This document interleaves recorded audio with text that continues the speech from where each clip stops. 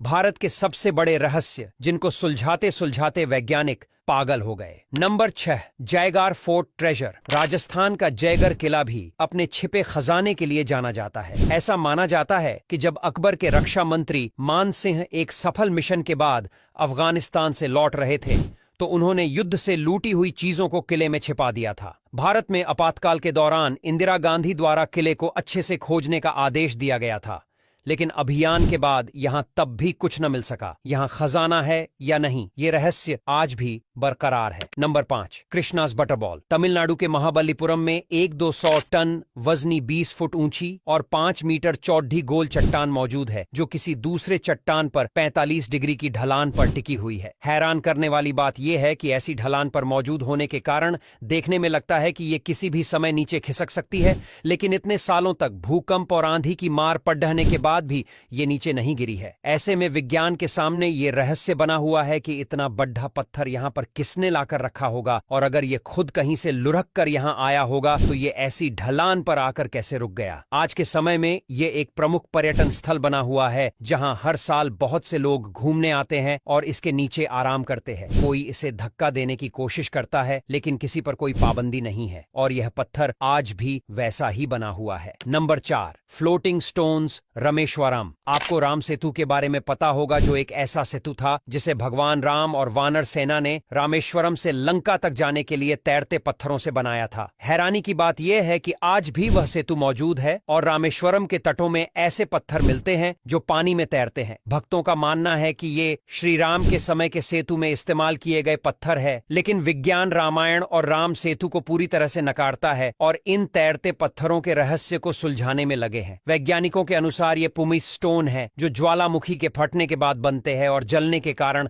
अंदर से खोखले हो जाते हैं, जिससे ये पानी में तैर सकते हैं। लेकिन वैज्ञानिक अपने इस तर्क पर भी पूरी तरह से स्पष्ट नहीं है, क्योंकि रामेश्वरम में पाए जाने वाले पत्थर पुलाइस पत्थर के मुकाबले ज्यादा भारी है और इस जगह के आसपास कोई भी ज्वालामुखी नहीं है। नंबर 3, सोन भंडार केव। ऐसा कहते हैं इस गुफा को एक बद्धी सी चट्टान को काटकर बनाया गया है। दूसरी ओर माना जाता है कि जब बिंबिसार के बेटे ने उन्हें कैद कर लिया था, तब उनकी पत्नी ने बेटे से खजाना छिपाने के लिए इसी गुफा की मदद ली थी। यहाँ एक सांखलिपि में लिखा एक शिलालेख भी मौजूद है। ऐसा माना जाता है कि अगर किसी ने भी इन शिलालेखों को डिकोड कर लिया तो खजाने का द्वार खुल जाएगा। अंग्रेजों ने खजाने को पाने के लिए तोप की भी मदद ली थी, लेकिन वो इसमें असफल रहे। Number 2, the iron pillar of Delhi. Delhi के कुतुब मीनार के पास the iron pillar of Delhi नाम का एक प्राचीन लौह पिलर मौजूद है, जिसकी लंबाई 21 फुट 8 इंच है और वजन 6 टन है। माना जाता है यह पिलर लगभग 1600 साल पुराना है और इसका निर्माण 5वीं सदी में चंद्रगुप्त विक्रमादित्य ने करवाया था, जो विष्णु भगवान के मंदिर के सामने हुआ करता था। आज के समय में दिल्ली के इस लोहे के पिलर की बनावट ने एक्सपर्ट्स को अभी तक हैरान करके रखा है, क्योंकि यह 1600 सालों से खुले आसमान में मौजूद है और इतने सालों से बारिश और नमी को झेलता आ रहा है, लेकिन फिर भी इस पिलर में थोड़ी भी जंग नहीं लगी है। साइंटिस्ट्स कई सालों से इस पिलर में जंग ना लगने के कारण का पता लगाने की कोशिश करते आ रहे हैं, लेकिन वो इसमें आज तक सफल नहीं हो पाई है। नंबर 1, कोंकाला पास। भारत चीन के विवाद के कारण इस जगह पर कोई भी नहीं जाता, लेकिन दूर से दोनों देशों के सैनिक इस जगह पर नजर बनाए रखते हैं। कोंकाला पास का रहस्य यह है कि बहुत से स्थानीय लोगों और सैनिकों ने इस जगह पर कुछ रोशनी और अजीब चीज को देखा है, जिसे कि एलियन का यूएफओ माना जाता है। कहा जाता है